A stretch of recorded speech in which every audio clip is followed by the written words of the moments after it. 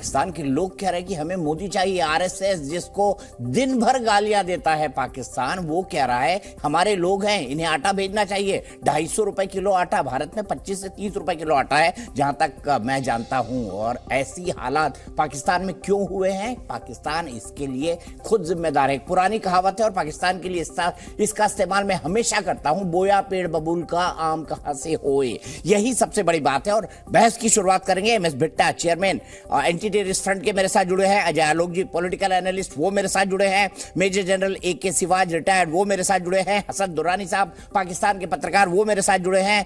इरशाद अहमद खान साहब, पाकिस्तान मुस्लिम लीग नवाज शरीफ के नेता हैं, वो मेरे साथ जुड़े हैं। हैदर हयात साहब मेरे साथ जुड़े हैं। लेकिन सबसे पहले जनरल साहब से शुरुआत होगी। जनरल साहब, जो अमृतपाल के जरिए पाकिस्तान के हैंडलर करने की कोशिश कर रहे हैं, इनको अपने घर में एक आम पाकिस्तानी के आटे दाल की फिक्र नहीं है? हाँ दीपक, सच्चाई है कि पाकिस्तान की जो ISI है वो K2 प्लान पे चली हुई थी। वो था कश्मीर एंड खालिस्तान। अब कश्मीर का इशू तो ऑलमोस्ट रिजॉल्व हो गया है, आतंकवादी वहां नहीं रहे, कोई 50-60 रह गए हैं और उनका भी अंत हो जाएगा 1 साल में। वहां पर आप देखें डिस्ट्रिक्ट डेवलपमेंट काउंसिल इलेक्शन हुए, उसके बाद पंचायत इलेक्शन, डिलिमिटेशन प्रोसेस खत्म हो गया है, अभी स्टेट असेंबली के इलेक्शन होंगे और फिर स्टेटहुड मिल जाएगा। अब उनका फोकस जो है किसी तरीके से खालिस्तान के अंदर ये टेररिज्म दोबारा लाया जाए जो 80s और 90s में था, और इस पे ISI लगा हुआ है। ISI फंड करा रहा है। ये जो अमृतपाल सिंह है, ये एक दुबई में था 2012 से 2022, ये इसको ISI ने पिकअप किया, ISI ने इसकी फंडिंग की और ISI ने इसको भेजा। ये सच्चाई है कि जो भी अब आतंकवाद की घटनाएं भारत में होती हैं उसका पूरा का पूरा श्रेय ISI को जाता है। अगर आप देखें, चाहे वो अभी कश्मीर में लश्कर तौबा और जैसे मोहम्मद जैसे आतंकवादी भेजते थे, आज भी 10,000 आतंकवादी उनके लॉन्च पैड और ट्रेनिंग एरिया में बैठे हैं। इसी प्रकार से जो आतंकवादी अभी ये जो टेररिज्म फैलाने की कोशिश कर रहे हैं पंजाब में, ये ड्रग्स के और आप वेपन अम्यूनिशन ये ड्रोन के थ्रू भेजते हैं, हवाला मनी भेज रहा है ISI, और ये इसके अंदर इन्वॉल्व है कि किसी तरीके से दोबारा जो एक प्रकार से आतंकवाद की घटनाएं स्टार्ट करें। मगर ये सच्चाई है, ठीक बात है, ये सच्चाई है कि भारत ये होने नहीं देगा। अमृतपाल भी एक ना एक दिन मारा जाएगा, पकड़ा जाएगा, कानून उसको सजा सुनाएगा। अगर इसी तरह भागता रहा तो भारतीय सुरक्षा एजेंसियों के हाथ से बचेगा नहीं। अब मुझे ये समझ नहीं आता हैदर हयात साहब, मैं आपसे हसन भाई सबसे पहले आपसे समझना चाहता हूं, ड्रग्स, ड्रोन और डर्टी मनी, इन तीनों का इस्तेमाल कश्मीर नहीं चला तो खलिस्तान में चला रहे हैं आप। ये क्या हो क्या रहा है हसन दुरानी साहब? आपको क्या अपनी आवाम की फिक्र नहीं है? देखिए अपना दीपक भाई, सबसे पहली बात तो मुझे बड़ा अजीब सा लग रहा है कि जो है अमृतपाल पकड़ा गया है या पकड़ा जा रहा है। 2 दिन पहले तक तो बड़ा ये था कि पंजाब पुलिस ने जो है उसको गिरफ्तार कर लिया हुआ है और तकरीबन को 12-13 घंटे मुसलसल उसको परसू किया और उसके बाद उसको उन्होंने गिरफ्तार कर लिया। आज आप बता रहे हैं कि अभी पकड़ा जाएगा या व्हाट्सएवर। दूसरी बात ये है कि मुझे ना बड़ा अजीब सा लग रहा है कि हमारे जो पाकिस्तान के अंदर जो है वो तो इस किस्म के हालात हैं कि हम लोग, जैसा अभी आपने प्रोग्राम के शुरू में बिल्कुल बताया कि 250 रुपए किलो आटा हो गया, अवाम जो है वो सड़कों के ऊपर रुल रही है, हुकूमत जो है वो कंगाल हो गई है, भूखमरी जो है वो पाकिस्तान के अंदर चल रही है। अगर सारा कुछ ये हो रहा है और आप ये बता रहे हैं कि बिल्कुल दुरुस्त है, 100% दुरुस्त है, तो ये किस तरह पॉसिबल है कि पाकिस्तान की जो है वो ISI जो है या कोई भी ऐसा अदारा है, इवन पाकिस्तान खुद जो है, स्टेट जो है, वो इस किस्म के बंदे को सपोर्ट करेगी, उसको 100-200 रुपए देगी या 1000 रुपए देगी, या मुझे नहीं पता। जिस तरह अभी आपके जो एंटी टेररिस्ट के जो एक एक्सपर्ट बैठे हुए थे और वो बता रहे थे कि K2K शायद जिंदगी में पहली दफा मैंने सुना है। ये वैसे एक अच्छी बात इन्होंने मुझे बताई है, मेरी इंफॉर्मेशन में इजाफा हुआ है कि ये जो इन्होंने अभी जो नाम लिया है K2K प्रोजेक्ट का या प्लान का। लेकिन भाई मेरे बात ये है दीपक भाई कि जब पाकिस्तान अपने ही मसाइल में बड़ा हुआ है, यहाँ पे जो है हालात बड़े खराब है। एक तरफ हमारे यहाँ पे कहा जाता है कि जी अमेरिका जो है वो हमें तबाह कर रहा है, दूसरी जानब जो है हम अमेरिका की तरफ देख रहे हैं। तो ये एक पॉलिटिकल हमारे यहाँ पे क्राइसिस है।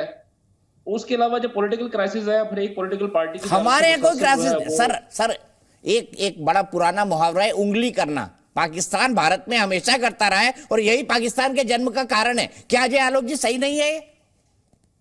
देखें बात सुने, वो मैं आपने जो बात की ना उसका जवाब मैं ये दूंगा कि कांटे की तरह हूं मैं रकीबों की नजर में, रहते हैं मेरी घात में 6-7 मुसलसल।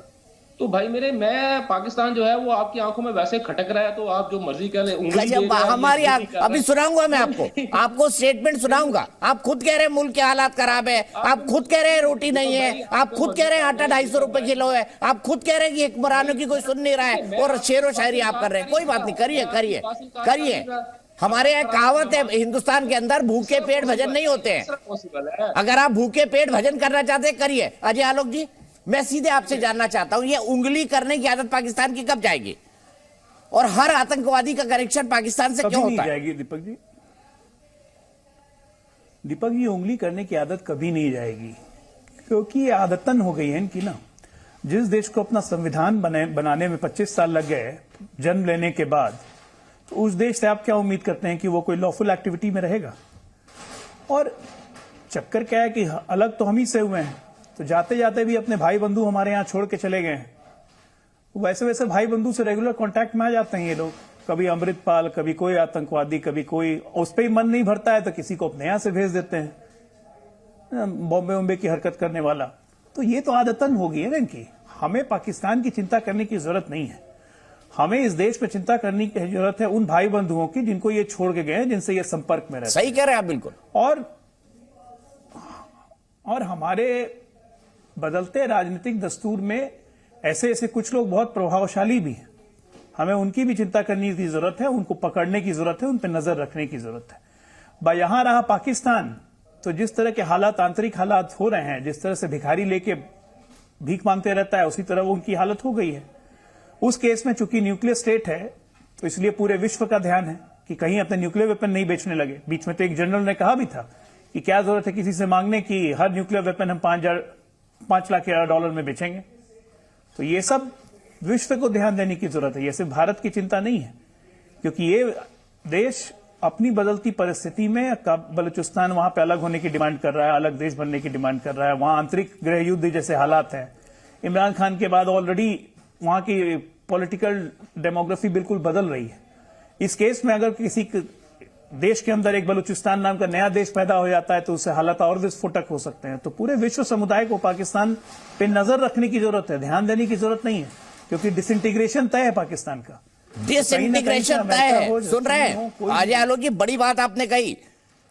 संभाल पाएंगे? बताइए खान साहब, संभाल पाएंगे? लेकिन खान साहब एक मिनट, पाकिस्तान में कैसे सारे नेता चोर हैं ये मैं आपको बताता हूं। इरशाद साहब थोड़ी देर इंतजार करिएगा। ये तोशा खाना का मामला, ऑडियो ठीक कर लीजिए। तोशा खाना का मामला, हर प्रधानमंत्री ने, हर राष्ट्रपति ने, हर मंत्री ने तोशा खाना, यानी जो गिफ्ट विदेशों से उनको महंगे महंगे मिलते हैं, उसको उनको सरकारी खजाने में जमा कराना होता था। उसका रिकॉर्ड अब सार्वजनिक किया गया है। हर प्रधानमंत्री ने, सिर्फ इमरान खान ने नहीं, हर मंत्री ने, हर प्रधानमंत्री ने, हर राष्ट्रपति ने इस तोशा खाना को लूटा है, तोशा खाना को लूटा है।